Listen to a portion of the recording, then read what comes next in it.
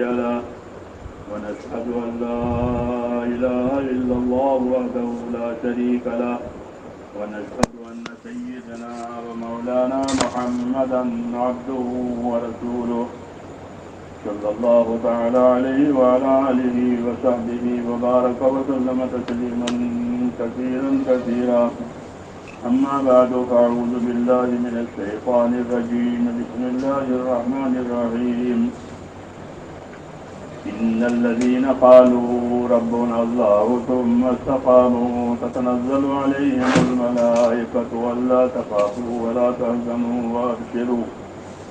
وابشروا بالجنة التي كنتم توعدون نحن أولياؤكم في الحياة الدنيا وفي الآخرة ولكم فيها ما تشتهي أنفسكم ولكم فيها ما تدعون نزلا من غفور رحيم ومن أحسن قولا ممن دعا إلى الله وعمل صالحا وقال إنني من المسلمين صدق الله العظيم.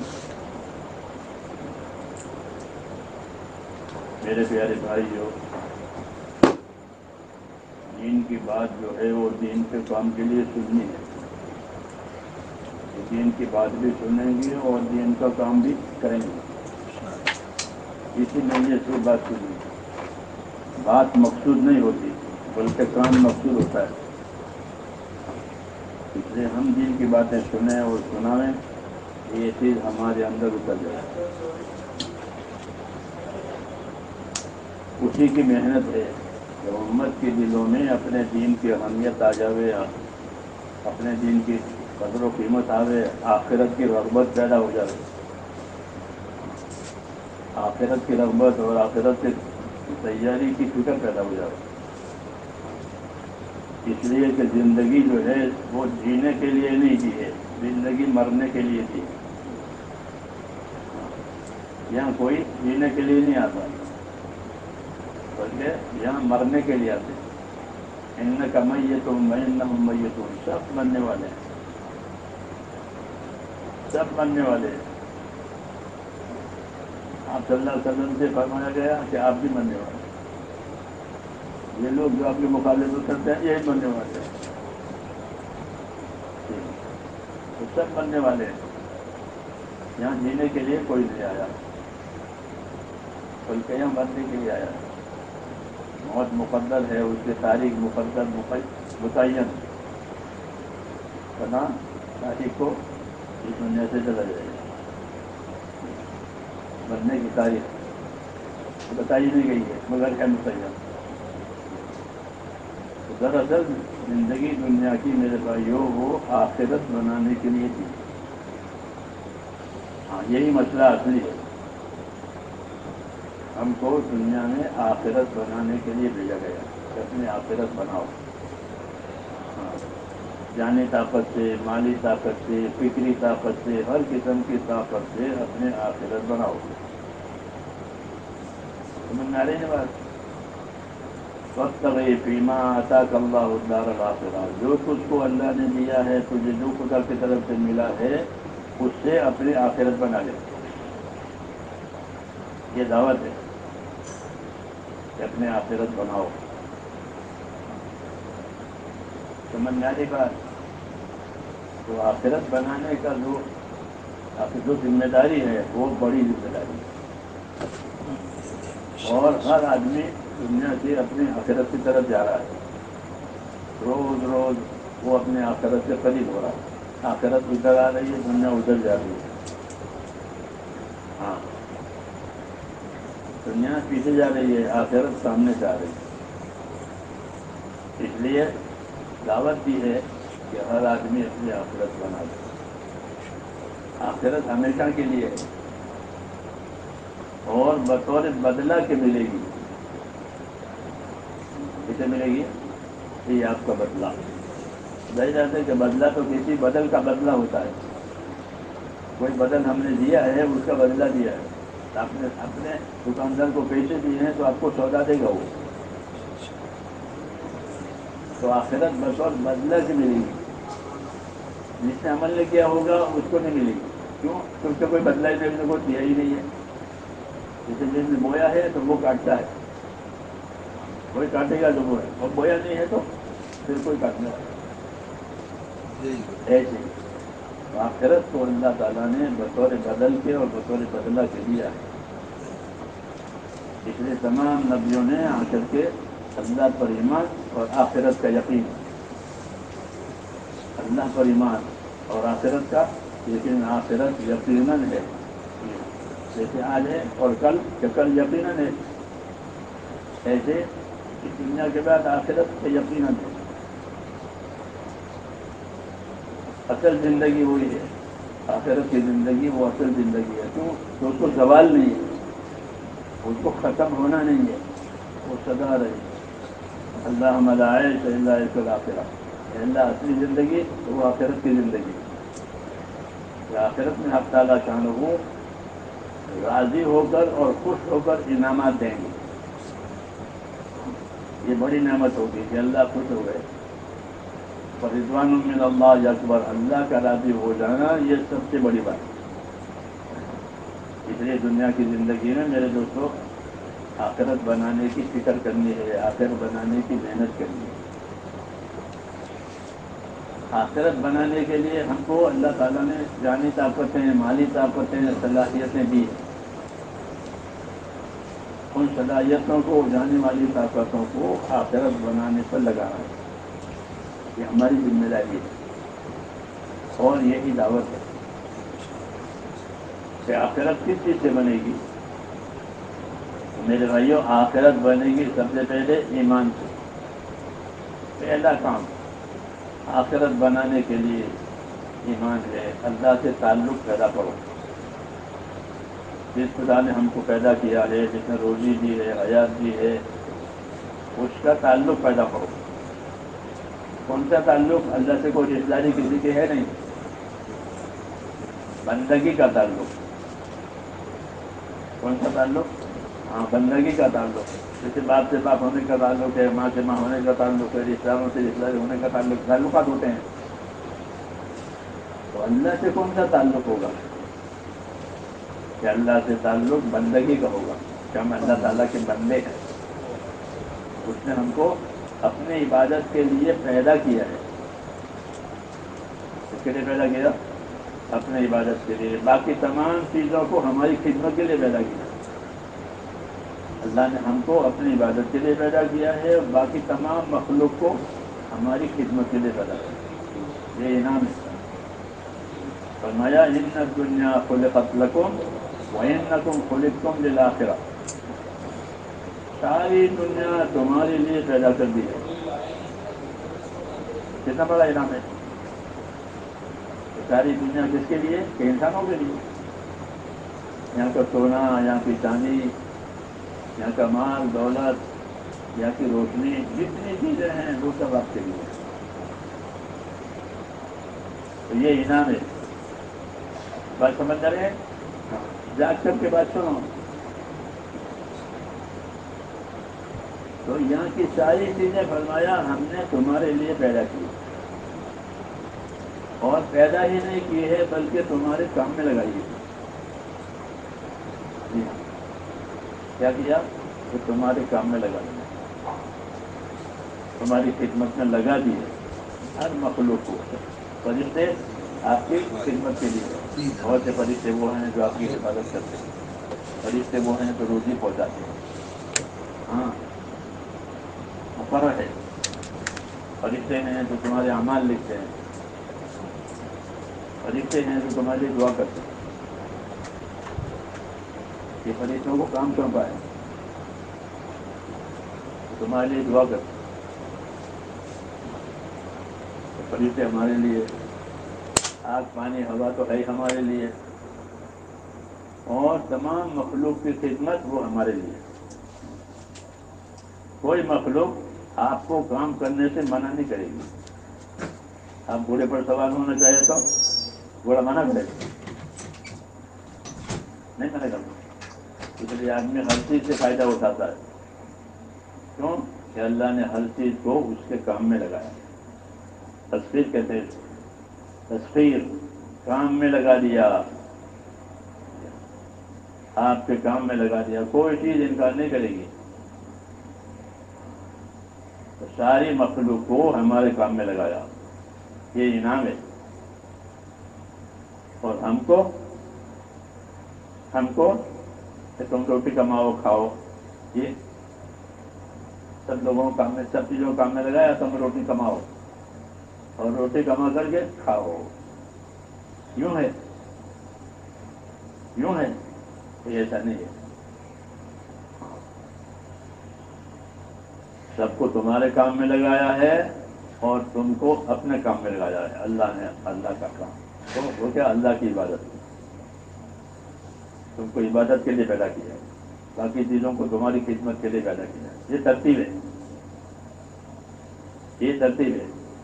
اب جتنی زندگی ہماری اللہ تعالیٰ کے ساتھ صحیح رہے گی عبادت کے موضوع پر، اتنے ان تمام مخلوق سے حالات صحیح آئیں گے۔ اگر ہماری زندگی اللہ والی ترتیب میں، جو عبادت والی ترتیب میں، اس میں گڑبڑ ہوئی تو پھر جو مخلوق ہمارے ساتھ ہے خدمت کے لیے، اس میں بھی گڑبڑ آ جائے گی۔ من اصلح ما بینہ وبین اللہ اصلح اللہ ما بینہ وبین خلقہ، یہ کلیہ حضور صلی اللہ علیہ وسلم نے بتایا کہ جو لوگ اپنا اور خدا کا معاملہ صحیح کر لیں گے تو اللہ ان کا اور مخلوق والا معاملہ صحیح کر دے گا۔ جی ہاں، پھر آسمان ہمارے موافق، زمین ہمارے موافق، ہر چیز ہمارے موافق، کیوں کہ ہمارا اللہ کا معاملہ صحیح ہو گیا۔ اگر اللہ کا معاملہ بگاڑا ہے تو پھر مخلوق کی طرف سے بھی حالات بدل جائیں گے، مخلوق بھی پریشان کرے گی، سمجھنا ہی بات۔ اس لیے اللہ تعالیٰ اپنے جس کام کے لیے ہم کو بنایا ہے اس کی طرف ہم کو بلاتے ہیں کہ جو بات میں نے تمہاری ذمہ کی ہے اس کو پورا کرو، اس کی ہم کو دعوت دی، اور دعوت کیسے دی ہے کہ دعوت بشارت کے ساتھ دی ہے، اس کے ساتھ بشارتوں کے ساتھ، انعام کے ساتھ، خالی قانون نہیں بنایا ہے جیسے دنیا کی حکومتیں قانون بناتی ہے کہ یہ کرنا پڑے گا نہیں تو پکڑ ہوگی، یہ نہیں کہ انعام دیں گے، ایسے ہے تو انعام اکرام کی بات نہیں ہے، قانون قانون۔ تو قانون جو بنتے ہیں اس سے میرے دوستوں زندگیاں سدھرتی نہیں ہے، وہ تو قانون بنتے ہیں پکڑنے کے لیے، سدھارنے کے لیے نہیں۔ جتنے قانون دنیا میں بنائے جاتے ہیں وہ پکڑ کے لیے بناتے ہیں، کیونکہ اگر نہیں کریں گے تو پکڑو ان کو۔ قانون پکڑ لے کے لیے ہوتے ہیں، سدھارنے کے لیے نہیں ہوتے۔ اللہ تعالیٰ کا معاملہ الگ ہے کہ اللہ تبارک و تعالیٰ ہمارے ذمہ جو کام کریں گے اس میں دونوں شکلیں ہوگی، قانون کی شکلیں بھی ہوگی اور اصلاح کی شکل بھی ہوگی، دونوں ہوگی۔ 5 وقت کی نماز ہوگی، قاعدہ ہے، اور 5 وقت کی نماز پر تمہیں کیا ملے گا؟ تو بہت کچھ ملے گا کہ 5 وقت کی نماز کا ثواب 50 کے برابر ہوگا، اور 5 وقت کی نماز کی وجہ سے تمہاری روزی میں برکت آئے گی، تمہاری روزی میں برکت آئے گی، تمہاری دعائیں قبول ہوگی، تمہارے اخلاق ٹھیک ہو جائیں گے، تمہیں قبر کے عذاب سے نجات ہو جائے گی، ہے نہیں سر نماز کے انعامات؟ تو صرف قانون نہیں ہے بلکہ اس کے ساتھ اللہ کے انعامات ہیں۔ جو چیزیں ہمارے ذمہ کی ہیں وہ ایک قانون بھی ہے اور اس کے ساتھ اللہ تعالیٰ کے انعامات بھی ہیں۔ اس لیے اللہ تعالیٰ نے اس کام میں، دین کے کام میں ہم کو بشارتوں سے چلایا ہے، اس سے کہ فلاں کام کرو گے تو ہم یہ دیں گے، فلاں کام کرو گے تو یہ دیں گے۔ عمل کا اجر و ثواب اس کے برابر نہیں بلکہ اس سے بڑھا کر دیتے ہیں۔ ایک نیکی کی ہے تو 10 نیکی اس کے برابر ثواب دیں گے، اور یہ تو کم سے کم ہے، اور اللہ جس کو چاہیں گے اور بڑھا کر کے دیں گے، اس کے اخلاص کی وجہ سے، اس کے دھیان کی وجہ سے اور بڑا کر کے دیں گے۔ اس لیے میں نے کہا کہ اللہ تعالیٰ ہم کو اس راستے میں بشارتوں کے ساتھ چلاتے ہیں، تو اللہ کی بشارتوں کو سننا چاہیے تاکہ ہمیں اس کی قدر ہو کہ اللہ ہمیں کیا دینا چاہتے ہیں۔ جب آدمی غافل ہوتا ہے تو نہ اس کو اپنی ذمہ داری کی خبر ہوتی ہے، نہ اپنی ذمہ داری کے انعام اکرام کی خبر ہوتی ہے۔ ہاں، وہ اندھا ہو گیا، جیسے نابینا کو نہیں دیکھتا کیا رنگ ہے، کیا شو ہے، کچھ خبر نہیں، ایسا ہو جاتا ہے۔ اس لیے میرے دوستوں، ایک ذمہ داری ہے کہ ہماری توجہ اپنی آخرت کی طرف ہو اور اللہ کے راضی کرنے کی طرف۔ یہ اصل زندگی ہے کہ اللہ کو راضی کرنا ہے، اور اللہ تعالیٰ راضی ہوگا اپنے حکموں کے پورا کرنے سے بس، اور ناراض ہوگا اپنے حکموں کو چھوڑنے سے۔ جو چھوڑ دے اس سے بھی ناراض، اور جو انکار کرے اللہ کے حکموں کا اس سے بہت ناراض۔ انکار کرنے والا کافر کہلاتا ہے، چھوڑنے والا فاسق اور گنہگار کہلاتا ہے۔ اس نے انکار تو نہیں کیا لیکن عمل بھی نہیں کیا، جیسے نماز نہیں پڑھتے، نماز کا انکار تو نہیں کرتے لیکن پڑھتے بھی نہیں ہیں، تو یہ گنہگار ہے، اس نے ہاتھ توڑی ہے، اور ایک انکار ہی کر دیا کہ ماننا ہی نہیں ہے۔ تو ان باتوں سے اللہ تعالیٰ ناراض ہے، ولا جلد الکفر، کہ اللہ تعالیٰ بندوں کے کفر سے ناراض ہے، اور جتنے گناہ ہیں وہ سب کفر کے اعمال ہے۔ ایمان کے اعمال میں گناہ نہیں ہوتے، کفر کے اعمال میں گناہ ہوتے ہیں۔ اس لیے کہتے ہیں جتنے گناہ ہے وہ کفر کی ڈاک ہے، کفر کی ڈاک آتی ہے نا جی، اچھی بری ہر قسم کی آتی ہے۔ جتنے گناہ وہ کفر کی ڈاک ہے، کہ کفر کی طرف سے یہ گناہ آ رہے ہیں، ورنہ ایمان کے ساتھ گناہوں کا کوئی جوڑ نہیں ہے۔ ایمان کے ساتھ کس چیز کا جوڑ ہے معلوم ہے؟ ایمان کے ساتھ کس چیز کا جوڑ ہے؟ ایمان کے ساتھ اطاعت کا جوڑ ہے۔ ایمان کے ساتھ ایمان اور اطاعت، ایمان اور اطاعت، اور کفر کے ساتھ، کہ کفر کے ساتھ گناہ کا جوڑ ہے، کفر اور معصیت، اس کا جوڑ ہے، کفر اور نافرمانی، ایمان اور اطاعت اور تابعداری۔ جی ہاں، اس لیے میرے دوستوں اصل زندگی یہی ہے کہ اللہ تعالیٰ کے حکموں کے ساتھ، اس کی اطاعت کے ساتھ ہماری زندگی گزرے۔ تو دو باتیں ہوں گی، ایک اطاعت کا اثر پڑے گا، دوسرا اطاعت کا اجر اور بدلہ ملے گا۔ اثر بھی ہوگا، اجر بھی ہوگا۔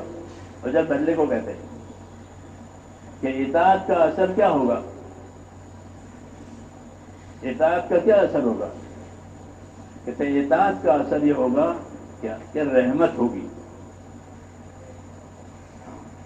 رحمت پڑے گی، اللہ کی رحمت برسے گی اطاعت کی وجہ سے۔ اطیعوا اللہ واطیعوا الرسول لعلکم ترحمون، اطاعت کرو اللہ کی، اطاعت کرو رسول کی، تاکہ تم پر رحم ہو جائے۔ تو رحمت کے جو حالات آئیں گے وہ اطاعت کرنے سے آئیں گے۔ سمجھ میں آئی بات؟ یہ فائدہ ہے۔ اگر 100% اطاعت کرنے والے ہو گئے کہ 100% رحمتیں ہو جائیں گی، پھر کوئی مسئلہ ہی نہیں ہے۔ جیسے حضور صلی اللہ علیہ وسلم نے ایک کام کیا، ایک محنت کی، تو 100% لوگ اطاعت کرنے والے ہو گئے، غریب بھی، امیر بھی، مرد بھی، عورت بھی، بیمار بھی، تندرست بھی، سب۔ تو کیا ہو گیا کہ حالات میں رحمتیں آ گئی۔ ایک آدمی سفر کر کے مدینے آیا 1000 میل سے۔ اس سے پوچھا کہ تم نے سفر کیسا دیکھا؟ اس نے کہا میں نے سفر ایسا دیکھا کہ لوگ سارے کے سارے ایسے ہیں جیسے ایک ماں باپ کے اولاد ہو، ایسے ہو گئے لوگ، یعنی بھائی ہو گئے، ان میں محبتیں ہو گئی۔ مجھ کو کسی نے پردیسی مسافر نہیں سمجھا، مجھ کو اپنے بھائی سمجھا۔ تو سننے والوں نے ایک بات سن کر کے کہا کہ ذات ایمان، یہ جو آپ نے اثر دیکھا ہے یہ ایمان کا اثر ہے، کہ ایمان کی وجہ سے لوگوں میں اطاعت آئی، جس کی وجہ سے وہ بھائی ہو گئے۔ کسی پردیسی کو پایا نہیں سمجھا کہ یہ ہمارا بھائی ہے، کیوں کہ وہ ایمان والا ہے۔ حضور صلی اللہ علیہ وسلم فرماتے تھے کونوا عباد اللہ و اخوانا، کہ اللہ کے تو بندے رہو اور آپس کے بھائی بنو. تو جتنے اللہ کے بندہ بننے والی بات ہمارے اندر ہوگی اتنے ہمارے حالات میں بھائی چارہ آ جائے گا. جی ہاں، پھر بھائی سمجھیں گے جی ہاں ایک دوسرے کو. ایک اس کا اثر ہے کہ حضور صلی اللہ علیہ وسلم کی دعوت اور محنت کا اثر ہے کہ آپ نے لوگوں کو جو دشمن تھے ان کو بھائی بنا دیا، دشمنی ختم ہو گئی اور بھائی چار کی آ گئی، حالات بدل گئے. ورنہ پہلے دشمن تھے. انصار مدینہ جو ہے وہ آپس میں بڑے دشمن تھے ایک دوسرے کے، اور بہت برے حالات میں تھے. ان کی آب و ہوا بھی اچھی نہیں تھی. مدینہ منورہ کی آب و ہوا اچھی نہیں تھی. لوگوں کو بہت بخار آتا تھا. مشہور تھا مدینہ کا بخار. جیسے آج بھی دنیا کے بعد ملکوں میں بخار ہوتے ہیں اس کو انجیکشن لے کر جاتے ہیں. جی ہاں کہ وہاں بخار ہے. تو ایسے مدینہ منورہ کا بخار مشہور تھا. منا یثرب کا بخار. ہجرت کر کے حضور صلی اللہ علیہ وسلم کے ساتھی ہجرت کر کے مدینہ گئے، وہ بھی بیمار ہو گئے. ابو بکر بیمار ہو گئے، بلال بیمار ہو گئے، عبداللہ ابن مکتوم بیمار ہو گئے، سب بیمار ہو گئے. کیوں؟ یہ بخار ہے. بخار ہوتا تھا. اب ہوئی ہجرت اور پہنچا وہاں دین، تو حالات بدل گئے. یہ مدینہ کا بخار گر گیا، مدینہ کی بیماری گئی. کسی نے خواب میں دیکھا کہ ایک عورت ڈراؤنی شکل میں بال بکھرے ہوئے بھاگے جا رہی ہے. یہ کیا تعبیر ہے کہ جو وبا مدینے میں تھی وہ گئی. یا اب مدینہ وہ مدینہ نہیں رہا، پرانا نام اس کا یثرب تھا کہ وہ ختم. اب حالات بدل گئے. کیوں؟ کہ مدینہ منورہ میں اللہ کی اطاعت آئی. تو اللہ کی رحمت کے جو حالات آتے ہیں وہ اطاعت سے آتے ہیں. یہ کہنا ہے اطیعوا اللہ و اطیعوا الرسول لعلکم ترحمون، کہ بات اللہ کی اور بات اللہ کے رسول کی مانا کرو تاکہ تم پر رحم ہو جائے. تو رحمت کے جو حالات آئیں گے وہ اللہ اور رسول کی بات ماننے سے آئیں گے. نہیں تو پھر پریشانیاں آئیں گی. اللہ نہیں چاہتا کہ بندوں پر پریشانیاں آئیں، بلکہ اللہ تعالیٰ تو ان کے ساتھ آسانیوں کا ارادہ کرتے ہیں. فرماتا میرا ارادہ تمہارے ساتھ آسانی کا ہے، تمہارے پاس دشواری نہ آئے. یہ فرماتے اللہ تعالیٰ یرید اللہ بکم الیسر ولا یرید بکم العسر. میرا ارادہ تمہارے ساتھ دشواری کا نہیں ہے، لیکن یہ خود اپنے آپ کو دشواری میں ڈالتے ہیں. حد توڑتے ہیں تو حد توڑے تو مصیبت آ گئے. اس لیے اللہ تعالیٰ میرے دوستوں دعوت دیتے ہیں، خیر کی دعوت دیتے ہیں. دعوت الی الخیر، خیر کی دعوت دیتے ہیں کہ ہماری بات قبول کر لو، دنیا میں بھی خیر آئے گی، آخرت میں بھی خیر آئے گی. اس لیے آدم علیہ السلام سے لے کر حضور صلی اللہ علیہ وسلم تک مسلسل اللہ نے انبیاء بھیجے اور بندوں کو خیر کی طرف بلایا. اور خیر جنہوں نے خیر کی ان کی مدد ہوئی. تو لوگوں کے سامنے بات روشن ہو گئی کہ خیر کی وجہ سے مدد آتی ہے. خالد بن ولید حضور کے بہت مخالف تھے، لیکن وہ کہتے تھے کہ یہ آدمی یعنی حضور صلی اللہ علیہ وسلم ایسا ہے کہ اس کے ساتھ اللہ کی مدد ہے اور اس کے ساتھ اللہ کی حفاظت ہے. وہ سمجھتے تھے، بہت سمجھدار آدمی تھے. خالد بن بہادر بھی بہت تھے، سمجھدار بھی بہت تھے. لڑتے تھے آپ کے ساتھ، لیکن کہتے یہ تھے کہ یہ آدمی ایسا ہے کہ اس کے ساتھ اللہ کی مدد ہے. یہ آدمی ایسا ہے کہ اس کے ساتھ اللہ کی حفاظت ہے. وہ سمجھتے تھے. کیوں؟ کہ اللہ کی حفاظت ہوتی تھی، اللہ کی مدد ہوتی تھی. جی ہاں، وہ یہی بات ہے نبیوں کے ساتھ. اور جو بھی نبیوں کے راستے سے کام کرے گا ان کے ساتھ یہی ہوگی کہ اللہ کی حفاظت بھی ہوگی، اللہ کی مدد بھی ہوگی. لیکن سب یہ باتیں ہوگی کام کرنے سے. ہم چاہتے ہیں پہلے ہو جائے پھر ہم کام کریں، تو یہ نہیں ہوتا. اسی کی گڑبڑ ہے. مولانا جی ایسا فرماتے تھے کہ اللہ کی مدد تو حق ہے، وہ تو ہو کے رہے گی. کیوں؟ اسے مدد کا وعدہ کیا ہے. مدد کا اللہ نے وعدہ کیا ہے، وَلَيَنْصُرَنَّ اللَّهُ مَن يَنْصُرُهُ، ضرور ضرور اللہ مدد کرے گا، یوں کہا، ضرور ضرور اللہ مدد کرے گا، کس کی؟ کہ جو اللہ کے دین کی مدد کرے. تو اللہ کی مدد فرماتے تھے کہ حق ہے، وہ تو ہو کے رہے گی، لیکن اللہ نے مدد کو غیب میں کیا ہے. کس میں کیا ہے؟ غیب میں، سامنے نہیں ہے. سامنے ہو تو کوئی کافر ہی نہ رہے، سب مدد لینے کے لیے چلے جانا ہے اللہ کی. جیسے ٹھنڈا پانی ہوتا ہے تو سب پینے کے لیے نہیں جاتے، دیکھتے ہو باہر پینے کا پانی ہے تو ہم مسجد والے اور باہر والے آپ ہی پیتے ہیں کیونکہ سامنے ہے، وہ رکھا ہوا ہے. تو فرماتے تھے کہ اللہ کی مدد سامنے نہیں ہوتی بلکہ کہاں ہوتی ہے؟ غیب میں، پوشیدہ ہوتی ہے. ہاں، جب وہ شرط پوری کی جاتی ہے تو وہ مدد جو چھپی ہوئی تھی وہ باہر آئے گی. اللہ کی مدد حق ہے لیکن غیب میں ہے، سامنے نہیں کر دی ہے.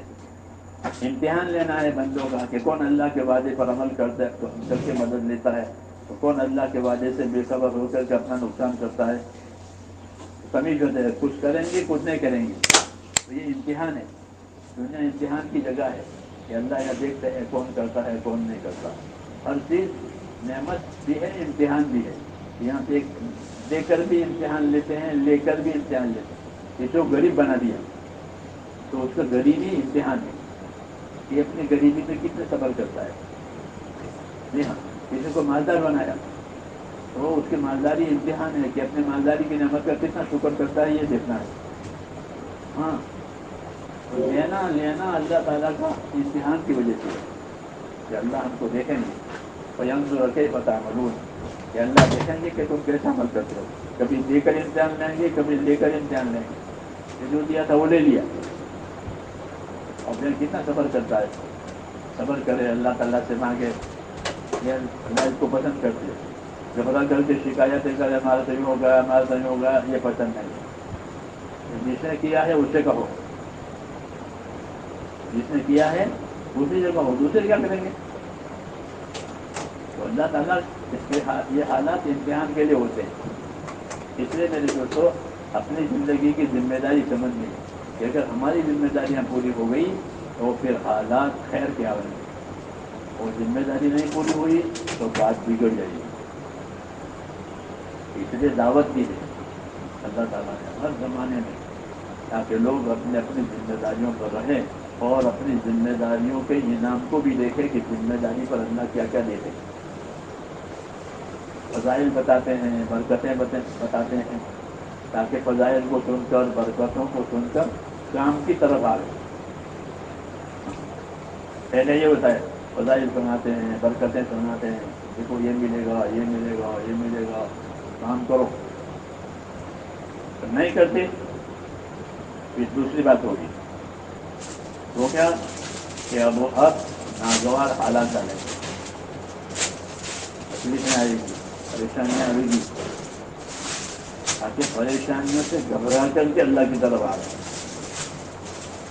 ہاں، وہ بھی رحمت ہے.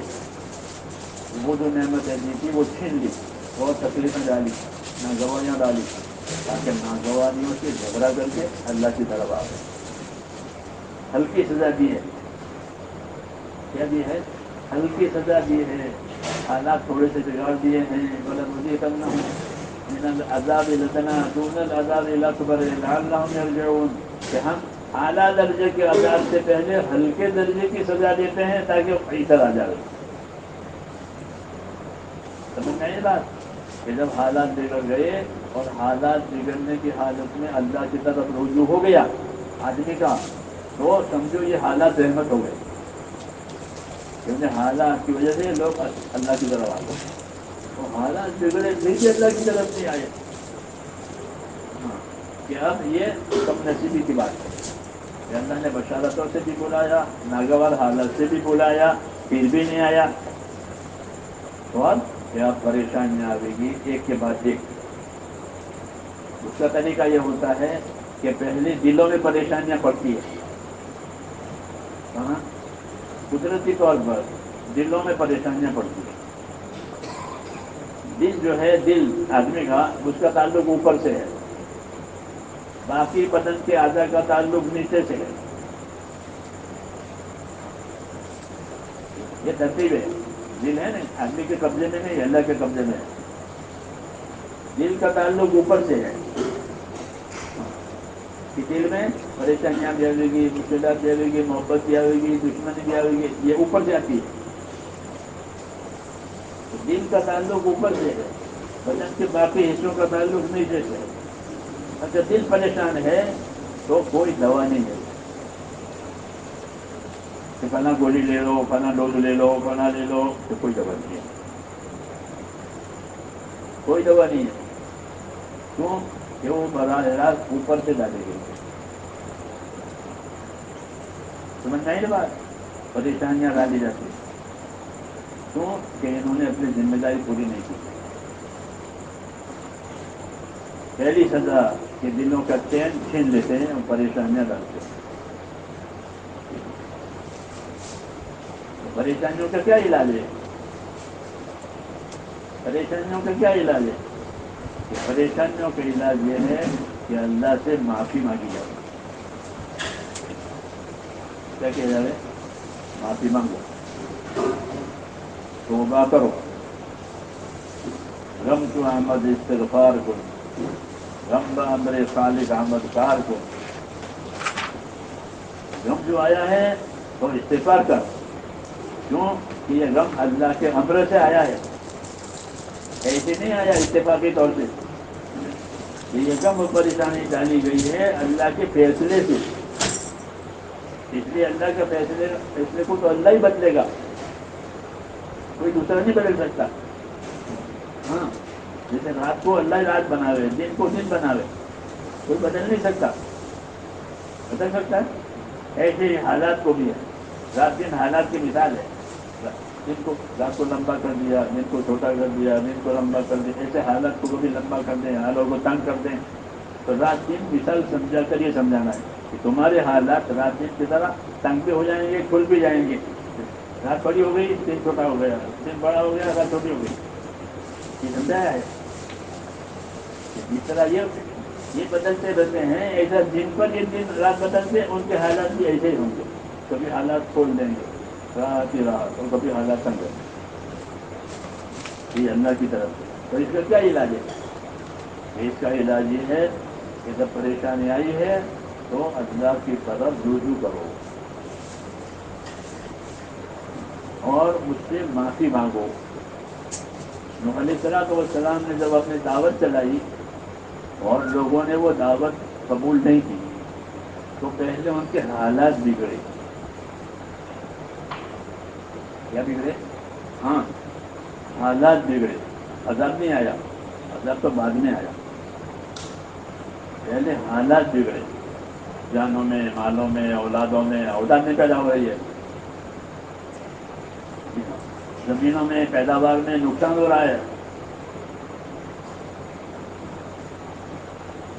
کیوں کہ ان کو ایک صحیح بات پہنچی ہے، وہ اس کو نہیں لے رہے ہیں.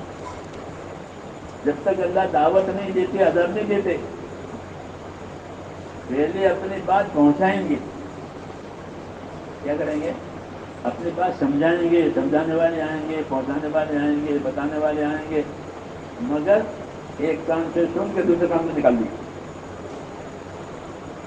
اب کیا بات بگڑی؟ اس لیے فرمایا کہ وما كنا مرسلين حتى نبعث رسولا. ہم جب تک اپنا پیغام والا آدمی نہیں دیتے تھے وہاں تک پیغام نہیں دیتے. پہلے ہمارا پیغام آئے گا، وہ پیغام سمجھائے گا، ذمہ داری بتاوے گا، پھر نہیں مانیں گے، پھر سزا آئے گی. ایک دم سزا نہیں ہوتی. سمجھ میں آئی بات؟ نوح علیہ السلام نے صدیوں کام کیا، صدیوں کام کیا، پھر عذاب آیا. ایک دم نہیں آیا، صدیوں کام کیا، اس کے بعد عذاب آیا. پوری بات سمجھائی لیکن وہ مانے نہیں. بری قوم تھی، قوم کا بری قوم تھی، قبول نہیں کرتی. تو پہلے پریشانیاں ڈالی جاتی ہیں ہلکی ہلکی. تو ان کے مالوں میں، جانوں میں، اولادوں میں پریشانیاں آئی. کیوں کہ انہوں نے نوح علیہ السلام کی دعوت کو ٹھکرایا. اور کہا ہم باپ دادا والی ترتیب کر رہے ہیں. नूह अलैहिस्सलाम बना कि मैंने तुमसे कहा नहीं था, देखो तुम्हारी परेशानी आई नहीं, अब तुम्हारे मालों में, जानों में, औलादों में नुकसान हो रहा है, तंगी हो गई, जिंदगी की जरूरियात में तंगी हो गई। तो अब देखो बताता हूँ इसका इलाज। वो इलाज क्या है? इस्तग़फ़िरू रब्बकुम इन्नहु कान गफ़्फ़ारा। अपने रब से अपने कसूर माफ़ करवाओ। इस्तिग़फ़ार का मतलब ये होता है अपने कसूर माफ़ करवाओ। लोग इस्तिग़फ़ार का वजीफा पढ़ते हैं, वजीफा पढ़ना असल नहीं है। वजीफा मतलब एक इबादत पूरी करते हैं, इसका नाम वजीफा रखा है। असल में वजीफा का तर्जुमा तो ड्यूटी है, जिम्मेदारी पूरी करो, इसको वजीफा कहते हैं अरबी में। अरबी में वजीफा किसको कहते हैं? ड्यूटी को और जिम्मेदारी को, अरबी लफ्ज़ है। तो उनको ये बताया इस्तग़फ़िरू रब्बकुम, अपने परवरदिगार से अपने गुनाह माफ़ करवाओ। नीचे तर्जुमा कुरान शरीफ का देखोगे ना तो नीचे यही तर्जुमा होगा, इस्तग़फ़िरू रब्बकुम, अपने कसूर अल्लाह से माफ़ करवाओ। ये तर्जुमा नीचे लिखा हुआ है और यही असल मतलब है कि अल्लाह तेरे इल्म में मेरे जो गुनाह है वो माफ़ कर दे और आइंदा मैं नहीं करूँगा। ये इस्तिग़फ़ार कहलाता है।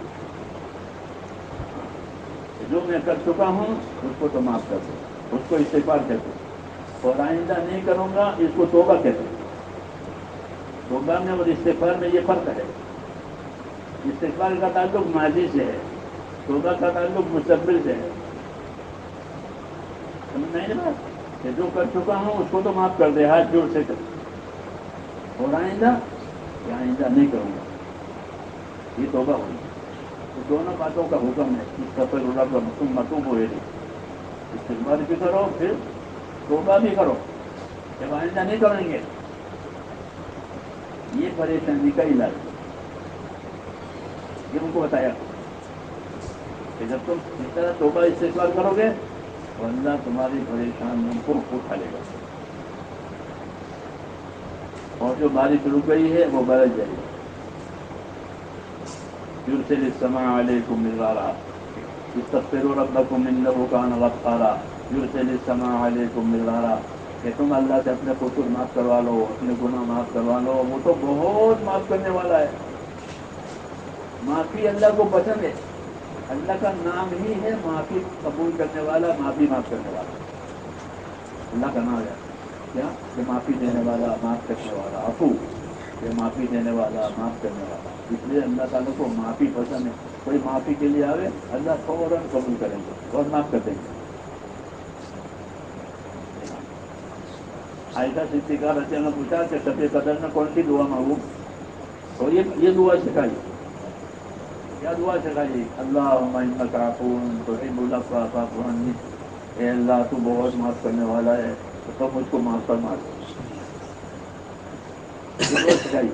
क्योंकि अल्लाह की माफ़ी बड़ी चीज़ है कि माफ़ी के बाद रहमतें हैं और कुछ नहीं है। जहाँ माफ़ी मिली तो माफ़ी के बाद रहमत, ये दस्तूर है अल्लाह ताला का। जब पहले माफ़ी देंगे फिर रहमतें करेंगे। हाँ, इसलिए कहा कि अपने कसूर अल्लाह से माफ़ करवा लो। तो इस्तिग़फ़ार का मतलब ये होता है कि अल्लाह मैंने जितने कसूर किए हैं वो तू जानता है, उसको मुझे माफ़ कर और आइंदा कि आइंदा नहीं करूँगा। तो अल्लाह ताला माफ़ कर दे, चाहे जितने गुनहगार हो। सच्चे दिल से माफ़ी करने के लिए आया, उसे वादा दिलाया वो माफ़ करेगा, क्योंकि वो बहुत माफ़ करने वाला है। हमारे गुनाहों से अल्लाह की रहमत बहुत ज़्यादा है। गुनाह तो आदमी के महदूद होते हैं और रहमत की कोई हद ही नहीं होती। इसलिए अपनी लामहदूद रहमत से मग़फ़िरत करेंगे। ये बशारत सुनाई, तुम अपने कसूर अल्लाह से माफ़ करवा लो तो तुम्हारे हालात बदल जाएंगे। ये जो बारिश हो गई है, औलाद में पैदा हो रही है, जान माल में नुकसान आ रहा है, ये सब का इलाज अपने कसूरों की माफ़ी मांगो। یہ سارے حالات بن جائیں. یہ نبیوں کا طریقہ ہے کہ حالات کا علاج توبہ سے، استغفار سے، اعمال سے کرنا. یہ نبیوں کا علاج، یہ علاج اصلی علاج ہے. بھائی گناہوں کی وجہ سے یہ دلائی ہے، اگر گناہ ہی ختم کر دو تو پھر جو سلسلہ رحمتوں کا تھا وہ جاری رہے. سمجھنا ہے بات؟ ہاں، ایک ہی طریقہ ہے تمام نبیوں کا. ہر نبی نے یہی علاج بتایا. رسول صلی اللہ علیہ وسلم نے بھی اپنے حدیثوں میں یہی علاج بتایا. من لزم الاستغفار جعل الله له من كل ضيق مخرجا ومن كل هم فرجا ويرزقه من حيث لا يحتسب. کہ جو آدمی کاروبار اپنے قصوروں کے اللہ سے معافی مانگتا رہے گا، اللہ تعالیٰ اس کو ہر تنگی میں سے نکال دیں گے، ہر پریشانی سے چھٹکارا کر دیں گے، اور اس کو ایسی جگہ سے روزی دیں گے کہ اس کو خواب و خیال بھی نہیں تھا. یہ آپ نے سنایا. جو اللہ سے اپنے قصور کی لگاتار معافی مانگتا رہے، کیونکہ آدمی قصور تو ہے ہی. کون کہتا ہے کہ میں بے قصور ہوں؟ قدم قدم پر غلطیاں ہوتی ہیں، گناہ ہوتے ہیں، پتہ ہی نہیں چلتا. تو اس لیے کہ جو اپنے آپ کو اس کا پابند کرے گا کہ اللہ تعالیٰ سے اپنے گناہوں کی معافی مانگتا رہے، تو اللہ تعالیٰ اس کی گناہوں کی معافی بھی دیں گے اور ساتھ ساتھ یہ بھی کریں گے تو اس کو تنگیوں میں سے، پریشانیوں میں سے نکال دیں گے، مشکلات کو حل کریں گے، اور ایسی جگہ سے روزی دیں گے کہ اس کو خواب و خیال بھی نہیں تھا کہ یہاں سے بھی روزی مل سکتی ہے. روزی کے دروازے بھی کھل جائیں گے اور گناہوں کی مغفرت بھی. نبیوں نے میرے دوستوں حالات کا یہ علاج بتایا کہ اپنی طرف رجوع کرو. غم پریشانی کو اوپر سے آئی ہے، پہلے دل لیتا ہے وہ پریشانی، تاکہ آدمی توبہ کرے کہ میرا دل پریشان ہے، توبہ کرو. وہ توبہ نہیں ہوتی، وہ ادھر ادھر کی تصویریں کرتے ہیں. جیسے دنیا میں ہوتا ہے کہ بھائی حلال سے نہیں ہوتا تو حرام سے کر لو، دنیا ایسا ہی ہوتی چلتی ہے، یوں کر دو. کہ حلال سے کام نہیں بنتا تو کہ حرام سے کرو، انصاف سے نہیں ہوتا ظلم کرو، دباؤ تاکہ حالات ٹھیک ہو جائیں. کہ یہ گناہوں سے حالات ٹھیک کرنے کا طریقہ یہ نہیں. ایک ہی طریقہ اللہ کی طرف، وہی ہے. دنیا کے لوگ حالات کو حالات سے ٹھیک کرنا چاہتے ہیں، اللہ تعالیٰ حالات کو اس سے ٹھیک کرتے ہیں. اسے نبیوں کی دعوت میں یہ برابر ملے گی کہ اللہ کی طرف رجوع ہو جاؤ، اور اتنا رجوع کرو جتنا اللہ چاہتے ہیں. یہ نہیں کہ ایک دن میں معافی مانگ لی، گناہ ایک دن کیے، گناہ تو مسلسل ہو رہے تھے. جب گناہ مسلسل ہو رہے تھے تو اتنے درجے کی معافی بھی مسلسل ہونی چاہیے. جتنا میل اتنا صابن. صابن کتنا چاہیے؟ اتنا کپڑے کا میل ہے. میل تو بہت ہے اور صابن تھوڑا ہے تو صفائی بھی تھوڑی ہوگی. کہ جتنے گناہ ہیں اس درجے کی معافی ہو. پھر دیکھ لو، اصل میں ہمارا قصور یہی ہے کہ جتنا تقاضا ہوتا ہے وہ پورا نہیں کیا جاتا، سرسری طور پر کر لیتے ہیں، اس لیے اثر بھی سرسری ہوتا ہے، جو قابل اطمینان نہیں ہوتا. کہ نہیں، جتنے گناہ ہیں اتنے توبہ، جتنے گناہ ہیں اتنے معافی، پوری پوری. پھر دیکھ لو کہ اللہ تعالیٰ کے انعامات کے دروازے کھل جاتے ہیں. ان اللہ یحب التوابین کا، کہ اللہ تو توبہ کرنے والوں سے محبت کرتے ہیں. توبہ کرنے والا تو گنہگار ہوتا ہے نا، لیکن اللہ اس سے محبت کرتے ہیں. کیوں؟ کہ میں نے توبہ کی ہے. توبہ کا بھی انعام ہے، توبہ کا بھی انعام ہے کہ توبہ پر اللہ محبت کریں گے اور گناہ معاف کریں گے اور حالات بدل دیں گے. یہ ہوتا ہے. تو میں نے کہا دل پہلے پریشانیاں لیتا ہے نافرمانیوں کی، حد توڑنے کی، اور اس لیے تاکہ توبہ کرو. اور توبہ نہیں ہوتی، ادھر ادھر کے ہیلے حوالے ہوتے ہیں پریشانیوں کو دور کرنے کے لیے. تو جو پریشانیاں دلوں میں پڑی تھی وہ اسباب میں آتی ہے. کس میں آتی ہے؟ اسباب میں. جو سبب لے کر بیٹھا ہے اس سبب میں پڑے گی پریشانی. یہ اصول ہے. تاجر کی تجارت میں پریشانی آئے گی، زمیندار کی زمینداری میں پریشانی آئے گی، مالدار کی مالداری میں پریشانی آئے گی، حاکم کے حقوق میں پریشانی آئے گی. قرآن شریف پڑھو تو آپ کو اس کی مثال ملے گی. جو سبب لے کر بیٹھا تھا اس سبب نے پریشانی کو فرعون کی حکومت تھی جب موسیٰ علیہ السلام کی دعوت نہیں مانی تو اس کی حکومت پر پریشانی آئی. وہ کیا کہ اللہ نے اوپر سے پانی بند کر دیا. کیا کر دیا؟ پانی بند ہے اور ایک سال میں برسوں پانی بند رہا. ظاہر بات ہے جب آسمان سے پانی نہیں آ رہا ہے تو کیا حکومت چلے گی؟ وَلَقَدْ أَخَذْنَا عَلَىٰ فِرْعَوْنَ بِالسِّنِينَ ہم نے فرعون کی حکومت والوں کو پکڑ میں لیا برسوں تک. اوپر سے پانی بند ہو گیا. اب حکومت پریشان ہے. وہ کہتا تھا میں خدا ہوں, تو لوگ کہتے پانی لاؤ, پانی کا چلے گا. جھوٹا خدا جھوٹ ثابت ہوا تو پریشانی حکومت میں ڈالی. جی ہاں, حکومت فیل ہو رہی ہے. قوم سبا یمن میں ایک قوم تھی, بہت آباد علاقے اور زرخیز اور باغات اور بہت خوشحالی. انہوں نے ان پر 13 نبی بھیجے گئے قوم سبا پر دعوت دینے کے لیے, اور 13 نبیوں نے ان پر جا کر محنت کی. انہیں مانا نہیں کیوں کہ جب آدمی پر دنیا کے اسباب پھیل جاتے ہیں تو اس کا دماغ خراب ہو جاتا ہے.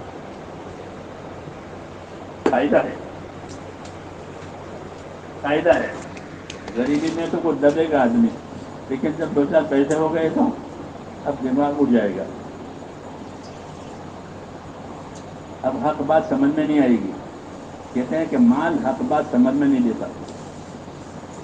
مال حق بات سمجھ میں نہیں دیتا. یہ چکنا کاغذ ہو تو آپ اس میں لکھ نہیں سکتے. لکھ سکتے کاغذ پر تیل پڑا تو کاغذ پر کوئی نقش نہیں ہوا. ایسے چکنائی آئی, مالداری آئی تو اب حق بات اثر نہیں کرتی. مال کی محبت ہو گئی, پھر محبت کے بعد مال کی حرص ہو گئی بڑھانے کی, تو راستہ ہی بدل گیا. اس لیے تو میں نے کہا پھر اسباب پر مصیبتیں آتی ہیں. تو قوم سبا کو اللہ نے بہت خوشحال بنایا تھا اور کہا کہ تم کھاؤ پیو راحت کرو, لیکن شکر گزار بندے بنو. یہ ان کو دعوت دی تھی نبیوں نے. 13 نبی بھیجے تھے. کلوا من رزق ربکم واشکروا لہ بلدۃ طیبۃ ورب غفور. کھاؤ پیو آرام کرو اور اپنے رب کے شکر گزار بندے بنو. یہ دعوت 13 نبی بھیجے. انہوں نے ایک کی بھی نہیں سنی. ایک کی بھی نہیں سنی. سب پریشانی ان کے اسباب پر آئی کہ جس پانی سے وہ اپنی زمینوں کو آباد کرتے تھے, ایک بڑا ڈیم بنایا تھا, اس کے نشانات ابھی تک ہیں. بہت زبردست بنایا تھا. پانی کا خزانہ جمع کرتے تھے تاکہ اپنی زمینوں کو پانی ملے. بہت ترکیب سے بنایا تھا. 2 پہاڑوں کے درمیان میں دیوار کھینچ کر کے پانی کا ڈیم,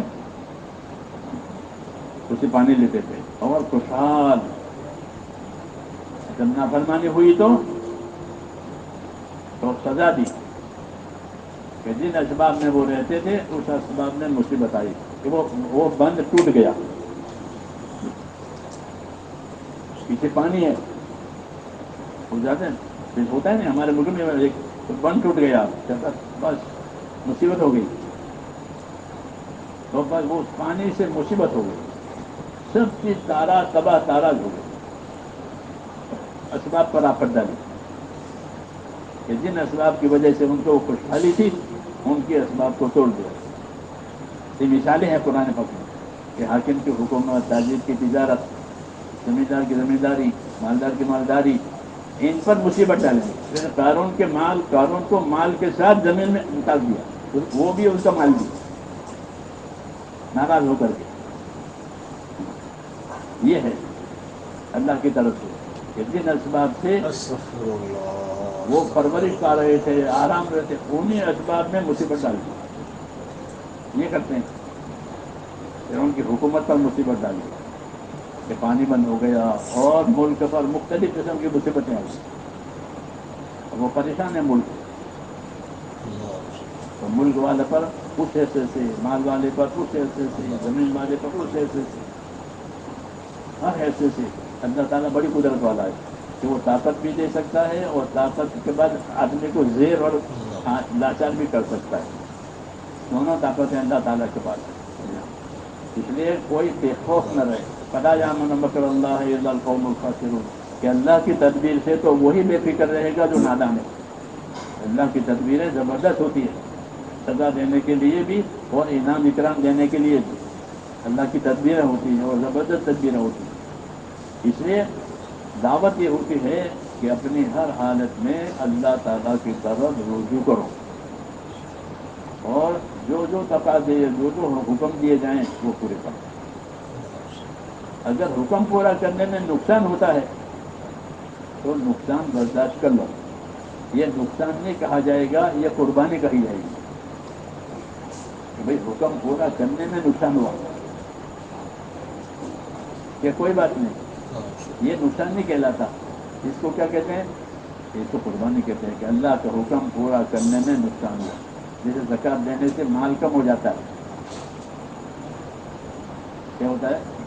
1,00,000 روپیہ ہے جس پر زکوٰۃ واجب ہے تو 2,500 روپئے زکوٰۃ دینی پڑے گی. اور 2 لاکھ ہے تو 50,000. اور جتنے لاکھ ہیں ان کو اتنے بڑھیں گے. تو اب وہ ڈرتا ہے کہ 40 لاکھ کا مال ہے تو 1,00,000 کی زکوٰۃ ہوگی. جی ہاں، تو اس کو نقصان لگ رہا ہے. 1,00,000 روپئے دیکھو کہ یہ نقصان نہیں ہے، یہ 1,00,000 روپئے تو حکم پر جا رہے ہیں. یہ قربانی ہے. یہ کیا ہے؟ یہ قربانی ہے کہ اللہ کو راضی کرنے کے لیے اپنا نقصان کیا ہے. سب سے بڑا نقصان مہاجرین کا تھا کہ ان کا سب کچھ چھوٹ گیا، گھر بھی، وطن بھی، مال بھی. اور ہجرت ہوئی مکے سے مدینہ کی، ہجرت کرنا فرض ہو گیا تھا. تو ان کی قربانی بڑی تھی اس لیے کہ وہ تو فقیر ہو گئے، غریب ہو گئے ہجرت کرنے کی وجہ سے. فقراء مہاجرین ہو گئے، وہ غریب ہو گئے. کیوں کہ سارا چھوٹ گیا اور ہجرت کرنا فرض ہو گیا تھا کہ مکے سے مدینے کی ہجرت کرو. تو کچھ لے بھی نہیں جا سکتے اس لیے کہ انہوں نے وہ لے جانے نہیں دیتے تھے کہ یہاں سے کچھ نہیں جائے گا، یہاں کا ہے یہاں رہے گا. یہ باطل کا طریقہ ہے. تو مکے سے مدینے کے جو ہجرت ہوئی وہ غریب ہو گئے. کیا ہو گئے؟ غریب ہو گئے. تو یہ قربانی ہوئی ہے، اس لیے کہتے ہیں بڑی قربانی مہاجرین کی. پھر وہ ہجرت میں سچے ثابت ہوئے. کیسے ثابت ہوئے؟ سچے. تو پھر اللہ نے ان کو ہجرت کی برکتیں دی. وَمَن يُهَاجِرْ فِي سَبِيلِ اللَّهِ يَجِدْ فِي الْأَرْضِ مُرَاغَمًا كَثِيرًا وَسَعًا. کہ جو اللہ کے لیے ہجرت کرے گا وہ دیکھے گا زمین میں بڑی کشادگی آئے گی، حالات میں بڑی کشادگی آئے گی. تو مہاجرین تھوڑے عرصے کے بعد مالدار ہو گئے. پہلے غریب ہو گئے، کھانا نہیں ہے، پینا نہیں ہے، کپڑا نہیں ہے. ہاں، مگر وہ اس پر قائم رہے. پھر اللہ نے حالات بدل دیے کہ ہجرت کی برکتیں آئی. تو مہاجرین مالدار ہوئے. اللہ نے حالات بدل دیے. حالات اللہ کے قبضے میں. تو جب آدمی اللہ کے حکم پر قائم رہتا ہے تو پھر حالات دھیرے دھیرے اللہ بدلتے ہیں. ان معلوم یہ اللہ کی ترتیب ہے. جو اللہ کی ترتیب نہیں جانے گا یا تو وہ نا امید ہو جائے گا یا نافرمان ہو جائے گا. یا تو نا امید ہو جائے گا کہ بھائی کہتے تو یہ تھے اور یہاں تو کچھ بھی نہیں ہے، یا پھر نا امید ہو گئے، یا پھر نافرمان ہو جائے گا کہ یہ کہتے رہتے ہم نے جو کرنا وہ کرو خامخواہ. یہ تو ایسا کہتے رہتے ہیں مسجدوں میں، بات کو ٹال دیں گے. تو بات کو ٹالنے والا کافر تو نہیں ہوتا لیکن گنہگار ہوتا ہے. سمجھنا ہی نہیں. تو یہ سب یقین نہ ہونے کی وجہ سے. لیکن جب اللہ کا کام کرتے کرتے اللہ کی سنتوں پر، اللہ کے طریقوں پر بندے کو یقین ہو جائے گا پھر وہ نہیں گھبرائے گا. بلکہ وہ قائم رہے گا. وہ جانتا ہے کہ یہ حالت ایک مدت تک ہے، پھر اللہ اس کو بدل لیں گے. حضور صلی اللہ علیہ وسلم سے اللہ پاک نے یہی کہا تھا، کیونکہ حضور صلی اللہ علیہ وسلم پر بہت تکلیفیں آئی. تو کہا ان مع العسر یسرا، ان مع العسر نبی گھبراؤ نہیں، دشواری کے پیچھے آسانی لائیں گے. ایک زمانہ تھا کہ حضور صلی اللہ علیہ وسلم پر لوگ تھوکتے تھے آپ کے اوپر، مٹی اٹھا کے ڈالتے تھے. ہاں ایسا ہوتا تھا. پھر بات بدل گئی، اور ہم لوگ آپ کے وضو کا پانی جو ہوتا تھا اس کو گرنے نہیں دیتے تھے. کیوں کہ بھائی پہلے نبی کو پہچانا نہیں تھا، اس لیے تھوکتے تھے، مٹی ڈالتے تھے اور شور کرتے تھے. ان کی دعوت کی بات چلتی تھی تو یہ شور کرتے تھے تاکہ کسی کے سمجھ میں نہ آئے. اور اب کیا ادب سے بیٹھتے ہیں بات سننے کے لیے، اور ایسے ادب سے بیٹھتے ہیں جیسے ان کے سر پر پرندہ بیٹھا ہو کہ کہیں وہ اڑ نہ جاوے. ایسا ادب سے بیٹھتے یہی لوگ. کیوں کہ پہلے انہوں نے نبی کو پہچانا نہیں تھا، اب نبی کو پہچان لیا تو اب سب ماننے والے ہو گئے. اللہ نے کہا اس طرح آسانی آئے گی. پہلے کوئی نہیں مانتا تھا، آپ کو نماز پڑھنے کی اجازت نہیں تھی کعبے میں اور حرم میں. ہاں جی ہاں، نماز نہیں پڑھ سکتے تھے کوئی کا، جب تک حضرت عمر ایمان نہیں لائے. جب حضرت عمر ایمان لائے وہ انہوں نے کہا کون منع کرے گا، نماز پڑھیں گے. جی ہاں کہ آپ باہر آئیے، ورنہ تو دار ارکم میں رہتے تھے، اندر نماز پڑھتے تھے، اندر تعلیم ہوتی تھی، اندر سیکھنا سکھانا ہوتا تھا. یہ سب باہر نہیں. جب حضرت عمر اسلام لائے تو انہوں نے کہا کہ نہیں باہر نماز پڑھیں گے. کون روکتا ہے؟ تو پھر اللہ اسے مددگار بھی پیدا کر دیں گے. جی ہاں، مدد کے اسباب پیدا کریں گے. ان مع العسر یسرا کہ اللہ دشواری کے پیچھے آسانی لاوے گا. اس لیے کہتے ہیں کہ آدمی پیچھے نہ ہٹے، کام نہ چھوڑے، کام نہ چھوڑے بلکہ کام کرے. کیوں کہ جتنا کام کرے گا یہ سب قربانی ہے، اور وہ قربانی جمع ہوتی ہے. وہ جمع ہوتے ہوتے ہوتے اپنے حد پر پہنچتی ہے. آپ 3 دن لگائیں گے، یہ قربانی ہوئی. دوسرے مہینے میں 3 دن لگائی، دوسری قربانی ہوئی. تیسرے مہینے میں 3 دن. تو یہ قربانی جمع ہوتی ہے اللہ کے ہاں، اور جمع ہو کر کے وہ ایک حد پر پہنچتی ہے جو حد اللہ چاہتا ہے. جب وہ اس حد پر پہنچ جائے گی تو پھر اللہ کا وعدہ پورا ہو جائے گا. جیسے آپ کو کنویں سے پانی لینا ہے تو کتنی رسی چاہیے، کتنے رسی چاہیے کہ ڈول ڈوب جائے، ڈول ڈوبے اتنی رسی تو پھر پانی آ جائے گا. اگر رسی ناقص ہے تو پانی نہیں آئے گا. تو قربانیاں جب تک ناقص ہوتی ہے ابھی مدد کا وعدہ پورا نہیں ہوگا. جب قربانی اپنے حد پر پہنچ جائے گی تو مدد کا وعدہ پورا ہو جائے گا. رسی برابر ہوئی نیچے تک تو پانی آئے گا، دوسری چیز نہیں آئے گی. یہ ہماری غلطی ہے کہ ہم اپنی قربانی کو پورا کرنا نہیں چاہتے، تھوڑا کر کے پھر مدد کی امید کرتے ہیں. 3 دن لگائے تو مدد آسمان سے 3 دن کا کام میں 3 دن کی مدد. زندگی لگائی ہے تو زندگی کے حساب سے مدد آئے گی. جتنا گڑ ڈالے اتنا میٹھا، یہ قاعدہ ہے. تو صحابہ نے اپنی قربانیاں دی تاکہ وہ حد پر پہنچ گئے. سن 5 ہجری تک تکلیفیں رہی. مدینہ منورہ کے 5 سال اور مکے کے 13 سال. کتنا ہو گیا؟ 18 سال. 18 سال ناگوار حالات رہے. دشمنوں نے دشمنیاں کی، تنگی بھی آئی، بھوک بھی آئی، لیکن جمے رہے. مکے میں بھی اور 5 سال مدینہ کے. 5واں سال بہت سخت سال تھا. 5واں سال جو تھا وہ بہت سخت سال تھا. سارا عرب دشمن بنا ہوا اور تنگی بھی بہت تھی، کھانے کی، کپڑوں کی، سب چیزیں. خوف بھی تھا، تنگی بھی تھی. تو کہتے 5واں سال سخت تھا. پھر دشمنی کر کے سارا عرب مدینے پر چڑھایا. کہ بس اس کو ختم کرو. ایسا بھی ہوگا لیکن اللہ مددگار ہے. اللہ مددگار ہے. نبی صلی اللہ علیہ وسلم کی سیرت پر نظر کرنی ضروری ہے. ہماری طرح کا نہیں خالی 5 کام اور کوئی معلومات ہی نہیں ہے. جب معلومات نہیں ہے تو راستہ کیسے ملے گا؟ راستہ تو معلومات سے ملتا ہے کہ حضور صلی اللہ علیہ وسلم ایسا ہوا ایسا ہوا ایسا ہوا. اللہ کا یہ طریقہ ہے, اللہ کا یہ طریقہ ہے مدد دینے کا. اس کو اللہ کی سنتیں کہتے ہیں. وہ حضور صلی اللہ علیہ وسلم کی سیرت سے ملتی ہے. تو 5 سال تک گزرے اور 5واں سال کا بہت کب تو گزرا.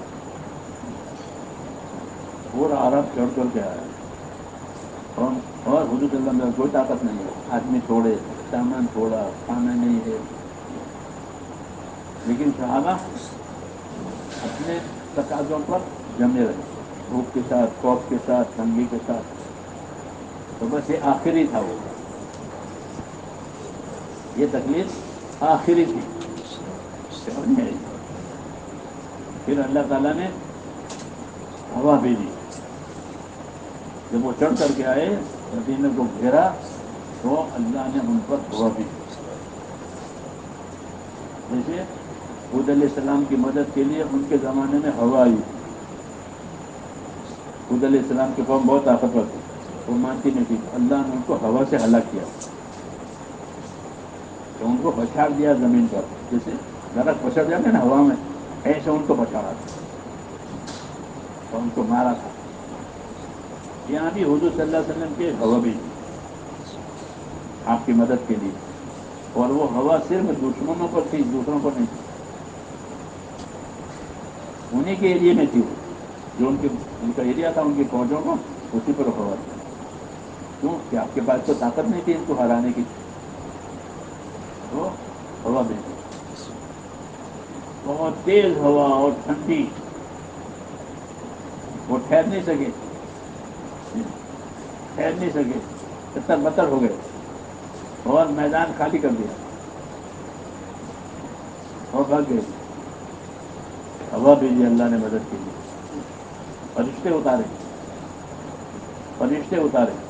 20 فرشتے مدد کے لیے اترے تھے. رات کے اندھیرے میں حضرت حذیفہ نے ان کو دیکھا, بالکل اندھیرا تھا. 20 گھوڑے سوار ہیں, شاخہ باندھے ہوئے ہیں, اور پھر رہے وہاں. اور حذیفہ کو اندھیرے میں انہوں نے پہچانا اور کہا کہ وہاں اپنے حضرت کو کہہ دینا کہ ہو گیا کام. یہ انہوں نے کہا, ان کو خبر کے لیے بھیجا تھا کہ دیکھو وہاں کیا ہو رہا ہے, خبر لے کے آؤ. وہ تو اندھیرے میں پھر رہے تھے اور سب سے اندھیرا تھا, سب سے ابھی تھی. تو کہ میں نے وہ 20 گھوڑے سوار دے کے صفا باندھے ہوئے اور خوب گھوم رہے ہیں میدان میں. اور مجھے یہ کہا کہ اندھیرے میں کیسے پہچانا انہوں نے کہ یہ آدمی بھیجا ہوا ہے تو حالات دیکھنے کے لیے آیا ہے کہ دشمنوں کی کیا حالت ہے. وہ فرشتوں نے بھیجی, وہ فرشتے تھے. انہوں نے کہا کہ وہاں کہہ دینا اپنے حضرت کو کہ کام ہو گیا ہے. تو پھر وہ خبر لکھائے کام ہو گیا. جی ہاں, اور جب قربانی اپنے حد پر پہنچتی ہے تو پھر مدد آ جاتی ہے. یہ مجھے کہنا تھا, تو یہ حد پر پہنچ گئی کہ اب بس اب مدد حضور نے فرمایا یہ آخری ہے, اب ہمارے پاس کوئی نہیں آئے گا, اب ہماری طرف کوئی نہیں آئے گا. آتے تھے لڑنے کے لیے, حملہ کرنے کے لیے, اب کوئی نہیں آئے گا, یہ آخری ہے. اب اللہ تعالیٰ ہمارے لیے راستہ کھولیں گے, اب ہم لوگوں کے پاس جائیں گے. تو پھر اگلے سال حضور نے دعوت نامے بڑے بڑے بادشاہوں کے بعد بھیجے, راستہ کھل گیا, صلح حدیبیہ ہو گئی تو راستہ کھل گیا. تو آپ نے بڑے بڑے لوگوں کو دعوتیں دی. جی ہاں, اور لوگ بھی مدینے آنے لگے کیونکہ راستہ کھل گیا نا. تو جتنا راستہ کھلے اتنا کام کرنا چاہیے. جو ہمارے ساتھی کہتے ہیں کہ جتنا راستہ دیکھو کام کرو, جتنا کوئی حکم نہ توڑو, کوئی قانون نہ توڑو, جتنا راستہ کھلے اتنا کام کرو, تو پھر اگلا راستہ کھلے گا. تو راستہ کھل گیا. اب لوگ مدینے آ رہے ہیں, دین سیکھ رہے ہیں, دین پوچھ رہے ہیں. کیوں کہ پہلے تو آنے بہانے کی پابندی تھی کہ کوئی نہیں آئے گا, جو آئے گا اس کو واپس کرنا پڑے گا. ہاں, یہ قانون بنا رکھے تھے انہوں نے. وہی قانون بنائیں گے, وہی قانون توڑیں گے. وہی قانون بناتے ہیں پھر وہ خود ہی توڑتے ہیں. کھلے ہوتے دیا کہ قوانین انہوں نے بنائے تھے اور انہوں نے ہی توڑے. تو ان کے گلے پڑ گیا وہ. ہماری طرح سے نہیں ہوگا. حضور صلی اللہ علیہ وسلم نے قانون توڑے تھے, ہم نہیں توڑتے قانون. جو معاہدہ ہوا دستخط ہوئے وہی ہے, انہوں نے توڑ. تو اللہ کی طرف سے ہے کہ وہ اپنا کام خود ہی خراب کریں گے, اور ہم اپنا کام بناتے چلے جائیں گے یہاں تک کہ اللہ کی مدد آ جائے. تو جب ہماری کام کی قربانی پوری ہو جاتی ہے پھر مدد آتی ہے, پھر دعائیں قبول ہوتی ہے, پھر دعاؤں میں اثر آتا ہے. تو اب مدد شروع ہو گئی. کیوں؟ قربانی پوری. کھانا تھوڑا تھا خندق کے موقع پر, تو تھوڑا کھانا سب نے کھایا. جی ہاں, کھانا نہیں ہے, لوگ بھوکے ہیں, پیٹ پر پتھر بندھے ہوئے ہیں. تو اب کہ مدد کے دروازے کھل رہے ہیں. جابر بن عبداللہ نے تھوڑا کھانا تیار کیا اور حضور صلی اللہ علیہ وسلم سے چپکے سے کہا تھوڑا سا کھانا ہے, آپ اور 2-4 ساتھی آ جائیں اور کھا لیں. کیونکہ آپ کے پیٹ میں پتھر باندھے تھے, تو ان کو حضور سے محبت تھی, تو اس لیے ان کو دکھانے گیا. تو جتنا گھر میں تھا اتنا پکایا اور آ کر بتایا کہ اتنا کھانا ہے, آپ اور 2-4 آدمی آ کے کھانا. تو ایسا ہو سکتا ہے کہ حضور صلی اللہ علیہ وسلم کھائے اور باقی لوگ بھوکے رہیں.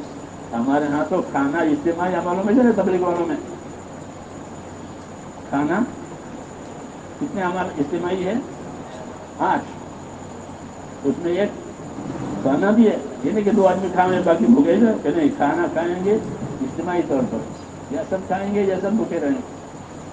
کھانا ہماری دعوت میں اجتماعی ہے. تو ایسا نہیں ہو سکتا کہ نبی 4 آدمی کے ساتھ خصوصی بتا کر مل کے کھا لے. ایسا ہے کہ ایسا نبی نہیں کر سکتا. دنیا والے حاکم تو کریں گے, وہ اپنے آپ کو اپنی قوم کو مالدار بنائیں گے, اپنے علاقے کو خوشحال بنائیں گے. دنیا کے حاکموں کا یہ طریقہ ہوتا ہے. نبی کا یہ طریقہ نہیں ہوتا کہ اپنوں کو اپنائیں اور دوسروں کو نکالیں, کہ یہ نہیں. نبی رحمت ہوتا ہے. کیا ہوتا ہے؟ تو رحمت تو سب کے لیے ہوتی ہے.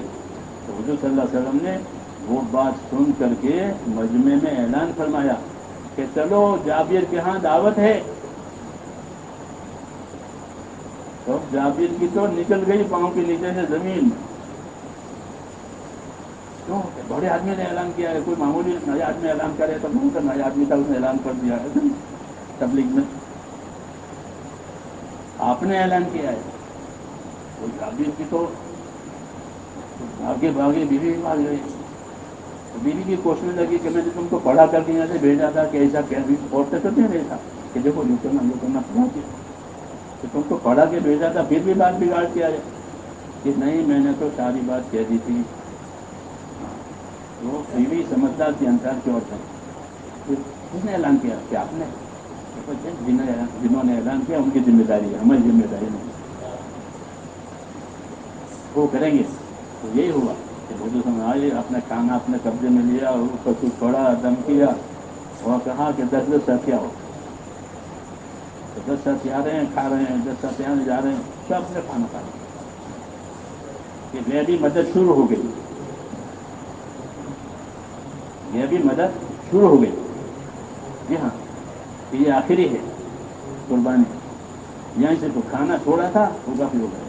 ساتھی تھوڑے تھے لیکن دشمن کو اللہ نے نکال دیا. تو ان دشمنوں کو بھی نکالا, کھانا کافی ہو گیا اور فرمایا بس یہ آخری ہے, اب آپ حالات اللہ بدل دیں. سنا تو اس کے بعد سے دعوت کے راستے کھل گئے. بڑے بڑے لوگوں کو حضور نے دعوتیں دی, دنیا کے بادشاہوں کو, اپنے آدمی کے راستہ کھل گیا. تو میرے جو ایسا ہے کہ ایک مقدار ہوتی ہے قربانی کی جو اللہ تعالیٰ چاہتا ہے. جب وہاں تک پہنچ جائے گی پھر راستہ کھل جائے گا. تو کہتے ہیں اپنا کام پورا کرو, اپنا کام پورا کرو, اپنا کام پورا کرو, یہاں تک کہ اللہ کا فیصلہ ہو. جو کیا ہے وہ برباد نہیں ہوگا, وہ جمع ہے. وہ کیا ہے؟ وہ جمع ہے. تو جتنا چاہتے ہیں وہ پورا ہو جاتا ہے. تو پھر کہ اللہ تعالیٰ اپنا وعدہ پورا کریں گے. کوئی دستور اللہ تعالیٰ اتنا کام لینا چاہتے ہیں اللہ تعالیٰ, لیکن ہم سے اللہ تعالیٰ اتنا کام نہیں لیں گے جتنا ان سے لیا. ہم پر بھوک نہیں آئے گی, ہم پر بھوک نہیں آئے گی. کیوں کہ ہمارے اندر بھوک برداشت کرنے کی طاقت نہیں. تو ایسی تکلیفیں بھی نہیں آئے گی. کیوں؟ ہمارے طاقت نہیں, ہم نہیں برداشت کر سکتے. حضرت فرماتے ہیں تمہاری تو خالی کھانے پینے کی ترتیب بدل جائے گی اور کچھ نہیں ہے. تم جماعت میں نکلو گے تو نہیں کھاؤ گے, تھوڑی ترتیب بدل جاتی ہے کھانے پینے کی, سونے کی. مسجد میں سوئیں گے, بستر پر سوئیں گے, گھر پر پلنگ پر سوتے تھے. تو کیا فرمایا تمہاری تو آرام کی ترتیب بدلے گی, مگر وہ بھی قربانی بن جائے گی. اس پر بھی اللہ تمہارا انعام کرم کریں گے. انہوں نے قربانی دی ہے, ورنہ ہماری کیا قربانی ہے؟ ہم تو 3 مرتبہ کھاتے ہیں. کتنے مرتبہ کھاتے ہو؟ 3 مرتبہ کھاتے ہیں. ہاں, لیکن اس کو بھی قربانی مل گئی. اپنا وطن چھوڑ کر کے پھر رہے ہیں کہ ہاں یہ اللہ کے یہاں بڑی قیمت ہے. یہ پھر رہے ہیں اللہ کے نام پر, اللہ کے کام پر. ہاں, تو اللہ ان کی مدد میں ہے اور اللہ ان کی محنت کے ذریعے سے ہدایت دے گا, کیونکہ ان کی نیتیں صحیح ہیں. مولانا صاحب یہ کہتے ہیں کہ جتنے ساتھی پھر رہے ہیں وہ سب مخلص ہیں. کیا ہے, ان کی کوئی غرض نہیں ہے. بھائی ہم نے دعوت دی کہ تم 4 مہینے کے لیے پھر رہے ہیں, 3 دن کے لیے پھر رہے ہیں, 3 دن کے پھر, اس کی کیا غرض ہے بولو؟ کوئی غرض نہیں, سوائے اس کے اللہ کے دین کا کام ہے وہ کریں گے, اور کوئی غرض نہیں ہوتی. تو فرمایا یہ پھرنے والے مخلص ہیں, یہ پھرنے والے سچے ہیں. دونوں مع الصادقین, حکم ہے یا ایمان والو اللہ سے ڈرو, سچوں کے ساتھ رہو. کہ یہ پھرنے والے سچے ہیں, یہ کسی غرض کے لیے نہیں پھر رہے ہیں, کسی تجارت کے لیے نہیں پھر رہے, رشتہ داری کے لیے نہیں پھر رہے ہیں, یہ تو اللہ کے دین کے لیے پھر رہے ہیں. تو یہ بھی سچے ہیں. جیسے صحابہ کرام سچے تھے تو وہ اپنے معیار پر سچے تھے, یہ بھی اپنے معیار پر سچے ہیں. دونوں مع الصادقین, یہ بھی سچے ہیں کہ جماعتوں کے ساتھ رہنے والے, جماعتوں میں پھرنے والے, یہ سچے ہیں. یعنی ان کی کوئی غرض نہیں ہے سوائے اللہ کے دین کے. سمجھ میں؟ ہاں. تو سچائی کے درجے ہوتے ہیں. صحابہ کی سچائی اور اونچے درجے کی, ہمارے کوئی نیچے کے درجے کی ہے, لیکن سچے یعنی وفادار ہیں اور کوئی غرض نہیں. اس لیے میرے دوستوں یہ کام ہے, یہ قربانی بنتا ہے, اور پھر قربانی کے ذریعے سے دعاؤں میں قبولیت آتی ہے, اور دعاؤں کے ذریعے سے اللہ حالات بدل دیتے ہیں. اس لیے ہم کام بھی کریں, دعا بھی مانگیں, کام پر بھروسہ نہ کریں بلکہ اللہ پر بھروسہ ہے. لیکن اللہ کا طریقہ ہے کہ کام کر کے مانگو. جیسے مزدوری کر کے مزدور مانگے گا, ادھر مزدور کون پیسے دے گا اس کو مفت میں؟ کام کر کے مانگو, تو محنت بھی کرو اور مانگو. تو ہم کو محنت کا آسان طریقہ دیا کہ 1 مرتبہ 4 مہینے لگاؤ. جو ہلکی ترتیب ہے وہ یہ کہ 4 مہینے زندگی میں سے 1 مرتبہ, ہر سال چل رہا, مہینے میں 3 دن. یہ ایک آسان ترتیب ہے. روز کی, ہفتے کی, یہ آسان ترتیب ہے. اس ترتیب کو ہر کوئی کر سکتا ہے. غریب بھی کر سکتا ہے, غریب بھی کر سکتا ہے, مالدار بھی کر سکتا ہے. کہ بھائی 1 مرتبہ 4 مہینے دے کر کام کو سیکھ لے, کام کو سمجھ لے, ذمہ داری کو. پھر مہینہ, ہر ہفتہ, ہر روز ترتیب ہے نا, وہ ترتیب پر قائم ہو جائے تو انشاءاللہ طاقت پیدا ہو جائے گی فرضوں کے ادا کرنے کی, گناہوں سے بچنے کی. اتنی طاقت تو پیدا ہو جائے گی کہ اللہ کے فرضوں کو ادا کرے گا, گناہوں سے بچے گا. آگے قربانی دینی ہے تو آگے چلے گا تو وہ بھی کرے گا. تو یہ پہلا سبق ہے 4 مہینے کا. اب بتاؤ, انہوں نے اب تک 4 مہینے نہیں دیے ہیں.